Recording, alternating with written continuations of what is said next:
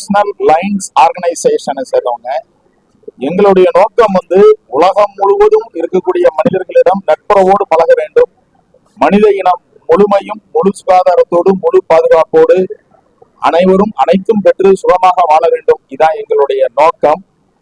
இன்று இந்த உலகை அச்சுறுத்தி கொண்டு இருக்கின்ற எய்ட்ஸ் முற்றிலுமாக மனித இனத்திலிருந்து ஒழிக்கப்பட வேண்டும் அப்படிங்கிற நோக்கத்தில் பல்வேறு விழிப்புணர்வு நிகழ்ச்சிகளை நாங்கள் தொடர்ந்து செய்து வருகிறோம்.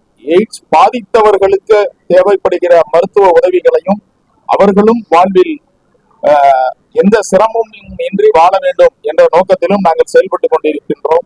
இன்றைய முன்னெடுப்பு என்னன்னா, இளைய தலைமுறையிடம் இருந்து, அதுவும் கல்லூரி மாணவர்களிடமிருந்து இந்த விழிப்புணர்வு பிரச்சாரத்தை துவங்கினால் அது மனித இனத்தில் முழு வெற்றி பெறும்.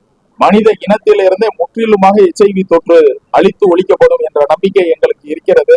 இன்று பல்வேறு கல்லூரிகள் மாணவர்கள் எய்ட்ஸ் விழிப்புணர்வு பாடல்கள், நடனங்கள் நடத்தி மக்களிடம் கொண்டு செல்கின்ற பணியை துவக்கி இருக்கிறோம். இதில் முழு வெற்றி பெறுவோம் என்ற நம்பிக்கை இருக்கிறது.